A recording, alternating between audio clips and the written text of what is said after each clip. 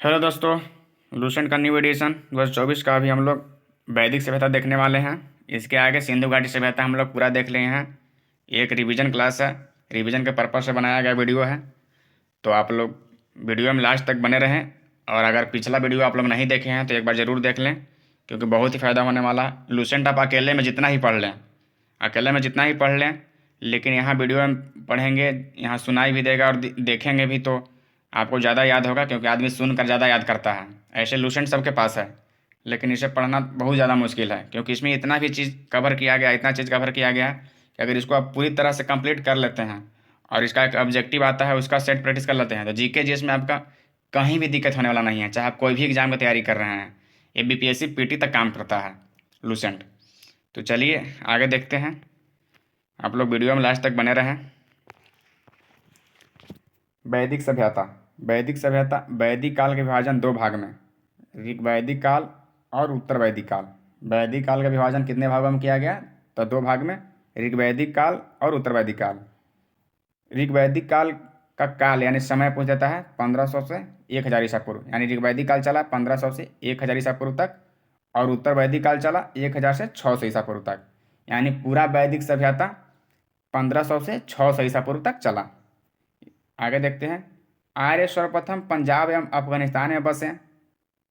आर्य सर्वप्रथम पंजाब एवं अफगानिस्तान में बसे।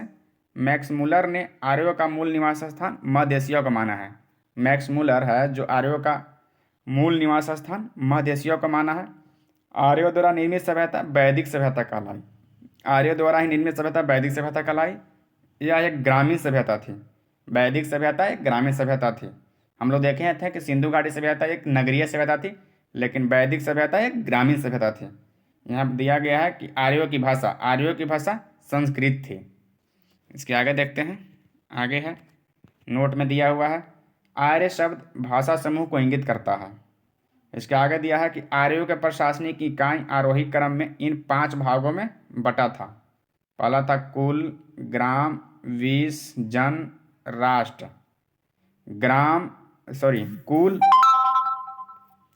कुल, ग्राम, विष, जन, राष्ट्र। एक बार फिर देखते हैं। कुल, ग्राम, विष, जन, राष्ट्र। ग्राम के मुखिया ग्रामीणी, विष का प्रधान विषपति एवं जन के राजा यानी जन के शासक राजन कहलाते थे। ये तो अपने नाम पर आधारित है। ग्राम ग्रामीण, विष विषपति और जन के शासक राजन। आगे देखते हैं। राजधिकारियों में पुरोहित एवं सेनानी प्रमुख थे। राजधिकारियों में कौन प्रमुख थे? तो पुरोहित और सेनानी। वशिष्ठ रूढ़िवादी एवं विश्वामित्र उदार पुरोहित हैं। वशिष्ठ रूढ़िवादी एवं विश्वामित्र उदार पुरोहित हैं। आगे दिया हुआ सूत, रथकार व कमादी। सूत, रथकार व कमादी नामक अधिकारी रत्नी कहे जाते थे। इनकी संख्या राजा सहित करीब 12 हुआ करते थे। इनकी संख्या राजा सहित करीब 12 हुआ करती थी। आगे दिया हुआ है पूरब, दुर्गपति एवं अस्वस्थ जनता की गतिविधियों को देखने वाले गुप्तचर होते थे। पूरब, दुर्गपति एवं अस्वस्थ जनता की गतिविधियों को देखने वाले गुप्तचर होते थे। वाजपति गोचर भूमि का अधिकारी होता था। वाजपति गोचर भूमि का अधिकारी होता था। और उग्र है जो अपराधियों को पकड़ने का कार्य करता था। उग्र अपराधियों का पकड़ने का कार्य करता था। यहाँ दिया हुआ है भागदू राजस्व कर एकत्र करने वाला अधिकारी था। भागदू था राजस्व कर एकत्र करने वाला अधिकारी। अब हम लोग देखते हैं, यहाँ दिया हुआ दिशा, उत्तर वैदिक शब्द और राजा का नाम। तो दिशा में है पूर्व, उत्तर वैदिक शब्द प्राची और राजा का नाम है सम्राट। दिशा पश्चिम, उत्तर वैदिक शब्द है प्रतीचि और राजा है सौराष्ट्र। उत्तर में है वैदिक शब्द उदीची, राजा है विराट। मध्य में वैदिक शब्द नहीं दिया है, राजा है। और दक्षिण में भी वैदिक शब्द नहीं दिया है, राजा भोज। अब आगे देखते हैं। इधर नोट में दिया हुआ था नोट में दिया हुआ ऋग्वेद में किसी तरह के न्यायाधिकारी का उल्लेख नहीं है। ऋग्वेद में किसी भी तरह का न्यायाधिकारी का उल्लेख नहीं है। आगे दिया हुआ है सभा एवं समिति राजा के सलाह देने वाली संस्था थी। सभा एवं समिति क्या थी? तो राजा की सलाह देने वाली संस्था थी। सभा श्रेष्ठ एवं सम्भ्रात लोगों की संस्था थी। जबकि समिति सामान्य जनता का प्रतिनिधित्व करती थी। समिति सामान्य जनता का प्रतिनिधित्व करती थी और सभा श्रेष्ठ एवं सम्भ्रांत लोगों की संस्था थी। इसके अध्यक्ष को ईशान कहा जाता था। स्त्रियां सभा एवं समिति में भाग ले सकती थी। चलिए आगे देखते हैं। आगे है, युद्ध में कबीले का नेतृत्व राजा करता था। युद्ध में कबीले का नेतृत्व कौन करता था? तो राजा करता था। युद्ध के लिए गविष्टि शब्द का प्रयोग किया गया है। युद्ध के लिए किसका प्रयोग किया गया? तो गविष्टि शब्द का, जिसका अर्थ है गायों की खोज। युद्ध के लिए गविष्टि शब्द का प्रयोग किया गया है और गविष्टि का अर्थ क्या है? तो गायों की खोज। आगे देखेंगे 10 राज युद्ध। 10 राज युद्ध का उल्लेख ऋग्वेद के 7वें मंडल में है। यह परुसनी नदी के तट पर सुदास एवं 10 जनों के बीच लड़ा गया। 10 जनों के बीच लड़ा गया, इसलिए 10 राज युद्ध से लड़ा गया। और सुदास एवं 10 जनों के बीच लड़ा गया, जिसमें सुदास विजय हुए। सुदास विजय हुए। परुसनी का ही आधुनिक नाम है रावी। आगे चलकर हम लोग देखेंगे उपनिषदों की संख्या कितना है? तो 108 है। उपनिषद 108 है। महापुराणों की संख्या 18 है और वेदांग की संख्या 6 है। इसके आगे देखते हैं। आगे ऋग्वैदिक समाज। ऋग्वैदिक समाज 4 वर्णों में विभक्त था। ये वर्ण थे ब्राह्मण, क्षत्रिय, वैश्य और शूद्र। यह विभाजन व्यवसाय के आधार पर आधारित था। ऋग्वेद के 10वें मंडल के पुरुष सूक्त में चतुर्वर्णों का उल्लेख मिलता है। इसमें कहा गया है कि ब्राह्मण परम पुरुष के मुख से, क्षत्रिय उनकी जंघाओं से, वैश्य उनकी जांघों से एवं शूद्र उनके पैरों से उत्पन्न हुए हैं। एक बार और देखते हैं। ब्राह्मण परम पुरुष के मुख से, क्षत्रिय भुजाओं से, वैश्य उनकी जंघाओं से और शूद्र उनके पैरों से उत्पन्न हुए हैं। आगे देखते हैं। आगे दिया हुआ है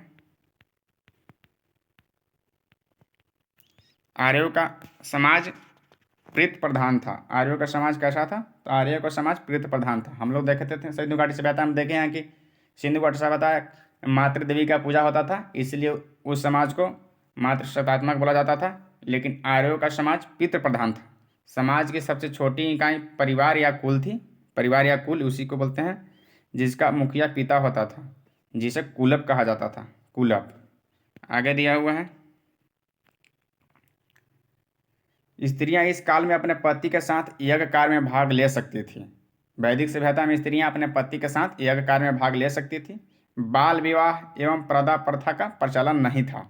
वैदिक सभ्यता में बाल विवाह एवं प्रदा प्रथा का प्रचलन नहीं था। विधवा अपने मृतक पति के छोटे भाई यानी देवर से विवाह कर सकती थी। इसके आगे दिया हुआ है स्त्रियां शिक्षा ग्रहण करती थी। ऋग्वेद में लोपामुद्रा, घोषा, सिक्ता, आपला एवं विश्वास जैसी विदुषी स्त्रियों का विवरण यानी वर्णन है। गार्गी में याज्ञवल्क्य को वाद विवाद की चुनौती दी थी। यहाँ दिया हुआ है प्रमुख दर्शन उसके प्रवर्तक। इसको देख लेते हैं, काफ़ी इंपॉर्टेंट हो जाता है। प्रमुख दर्शन एवं उसके प्रवर्तक दिया हुआ है। दर्शन है चवार्क, इसका प्रवर्तक है चवार्क हैं। योग का प्रवर्तक है पतंजलि। सांख्य का कपिल मुनि। न्याय का गौतम। पूर्व मीमांसा का प्रवर्तक है जैमिनी। उत्तर मीमांसा का बदरायण और वैशेषिक का कनाद। आगे दिया हुआ है जीवन भर अविवाहित रहने वाली महिलाओं को अमाजू कहा जाता था। वैदिक सभ्यता में जीवन भर अविवाहित रहने वाली महिलाओं को अमाजू कहा जाता था। आगे देखेंगे हम लोग। आगे है जीविकापार्जन के लिए वेद वेदांग पढ़ने वाले अध्यापक उपाध्याय कहलाता था। जीविकापार्जन के लिए वेद वेदांग पढ़ने वाले अध्यापक उपाध्याय कहलाता था। और इसके आगे दिया हुआ है कि आर्यों का मुख्य पेय पदार्थ सोमरस था। आर्यों का मुख्य पेय पदार्थ सोमरस था। यह वनस्पति से बनाया जाता था। आर्य मुख्यतः 3 प्रकार के वस्त्रों का उपयोग करते थे। पहला है वास, दूसरा अधिवास और तीसरा है उष्णीय। वास, अधिवास और उष्णीय। अंदर पहनने वाले कपड़ों को नीवी कहा जाता था। नीवी, अंदर पहनने वाले कपड़ों को नीवी कहा जाता था। इसके आगे देखेंगे। इसका आगे है आर्यों के मनोरंजन के मुख्य साधन थे संगीत, रथ दौड़, घुड़दौड़ एवं द्रुत क्रीड़ा। आर्यों के मनोरंजन के मुख्य साधन थे संगीत, रथ दौड़, घुड़दौड़ एवं द्रुत क्रीड़ा। आर्यों का मुख्य व्यवसाय क्या था? तो पशुपालन एवं कृषि। आर्यों का मुख्य व्यवसाय पशुपालन एवं कृषि थे। सिंधु घाटी सभ्यता में हम लोग आदि मानव का देखे थे, मनोरंजन का मुख्य कारण था शिकार, और जीविका का भी मुख्य आधार शिकार ही था। लेकिन यहाँ संगीत, रथ दौड़, घोड़दौड़ एवं ध्रुव क्रीड़ा। आर्यों का मुख्य व्यवसाय पशुपालन एवं कृषि था। आगे दिया हुआ है, महर्षि कणाद को भारतीय परमाणुवाद का जनक कहा गया है। इसके आगे दिया हुआ है, गाय को अधन्य यानी कि न मारा जाने जोग पशु की श्रेणी में रखा गया था। गाय की हत्या करने वाले या उसे घायल करने वालों के लिए वेदों में मृत्यु दंड अथवा देश से निकाले की व्यवस्था की गई है। यानी जो गाय की हत्या करेगा, उसको घायल करेगा, उसके मृत्यु दंड या देश से निकाले की व्यवस्था, कठोर दंड का प्रावधान किया गया था वेदों में। आगे देखते हैं। आगे है, आर्यों का प्रिय पशु। आर्यों का प्रिय पशु घोड़ा एवं सर्वाधिक प्रिय देवता इंद्र थे। देवता कहेंगे आर्यों का सबसे प्रिय तो इंद्र, और पशु घोड़ा। आगे देखेंगे, आर्यों द्वारा खोजी गई धातु लोहा थी, जिसको श्याम अयस बोलते हैं। श्याम अयस, लोहा को श्याम अयस बोलते हैं और तांबा को लोहित अयस। इसके आगे दिया हुआ है, भारतीयों का लोहे का ज्ञान ईसा पूर्व 8वीं सदी में प्राप्त हुआ। नोट में दिया हुआ कि भारतीयों का लोहे का ज्ञान ईसा पूर्व 8वीं सदी में प्राप्त हुआ। इसके आगे है, व्यापार हेतु दूर दूर तक जाने वाले व्यक्ति पन्नी कहलाते थे। व्यापार के लिए जो दूर दूर तक जाते थे व्यक्ति, उनको पन्नी कहते थे। इसके बाद दिया हुआ है कि लेन देन में वस्तु विनिमय की प्रणाली प्रचलित थी, यानी एक वस्तु से दूसरे वस्तु को अदला बदला, वस्तु को वस्तु विनिमय प्रणाली कहते हैं। आगे दिया है कि ऋण देकर ब्याज देने वालों को वेकनौट यानी सूदखोर कहा जाता था। ऋण देकर ब्याज देने वालों को वेकनौट यानी सूदखोर कहा जाता था। और उसके आगे दिया हुआ है कि मनुष्य एवं देवता के बीच मध्यस्थ की भूमिका निभाने वाले देवता अग्नि की पूजा की जाती थी। देवता के रूप में अग्नि की पूजा की जाती थी। मनुष्य और देवता के बीच मध्यस्थता की भूमिका निभाने वाले देवता के रूप में अग्नि की पूजा की जाती थी। इसके आगे दिया हुआ है, ऋग्वेद में उल्लेखित नदियों में सरस्वती सबसे पवित्र मानी जाती थी। ऋग्वेद में गंगा का 1 बार, यमुना का उल्लेख 3 बार हुआ है। ऋग्वेद में सबसे पवित्र नदी कहेगा तो सरस्वती, और ऋग्वेद में गंगा का उल्लेख सिर्फ 1 बार, यमुना का 3 बार, और इसमें सिंधु नदी का उल्लेख सर्वाधिक बार उल्लेख। यहाँ चार क्वेश्चन बनते हैं। ऋग्वेद में सबसे पवित्र नदी सरस्वती, गंगा का उल्लेख कितनी बार? 1 बार, यमुना का उल्लेख 3 बार, और सर्वाधिक बार उल्लेख सिंधु नदी का हुआ है। उत्तर वैदिक काल में इंद्र के स्थान पर प्रजापति सर्वाधिक प्रिय देवता हो गए थे। उत्तर वैदिक काल में, ये तो ऋग्वैदिक काल पढ़ रहे थे, उत्तर वैदिक काल में इंद्र के स्थान पर प्रजापति सर्वाधिक प्रिय देवता हो गए थे। विष्णु के 3 पगों की कल्पना का विकास उत्तर वैदिक काल में ही हुआ। विष्णु के 3 पगों का कल्पना का विकास उत्तर वैदिक काल में ही हुआ। आगे दिया हुआ है, उत्तर वैदिक काल में राजा के राज्याभिषेक के समय राजसूय यज्ञ का अनुष्ठान किया जाता था। इसके आगे दिया है, उत्तर वैदिक काल में वर्ण व्यवसाय की बजाय जन्म के आधार पर निर्धारण होने लगा। उत्तर वैदिक काल में पहले था जन्म के आधार पर ही, व्यवसाय के आधार पर ही,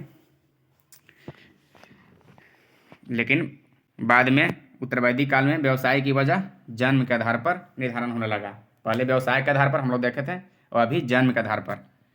अब आगे देख लेते हैं, यहाँ दिया हुआ था ऋग्वैदिक कालीन नदियाँ और उनके आधुनिक नाम। तो इसको देख लेते हैं एक बार, ये बहुत इंपॉर्टेंट हो जाता है, हमेशा 1-2 क्वेश्चन इसे पूछ ही लेता है।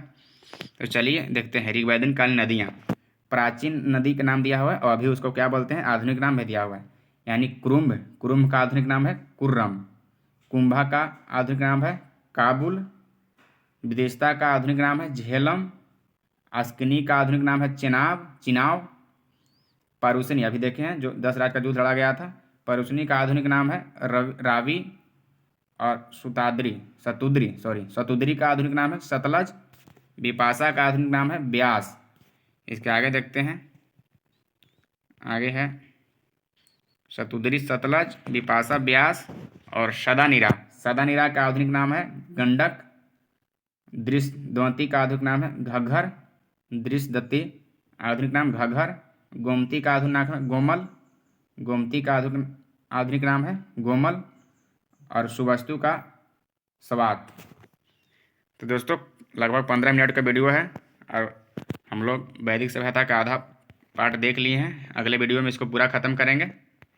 तो अगर आपका वीडियो अच्छा लगा है तो लाइक शेयर सब्सक्राइब करें, और हर दिन बिल्कुल शुरू से लेकर लास्ट तक लूसेंट का हम लोग रिवीजन करने वाले हैं।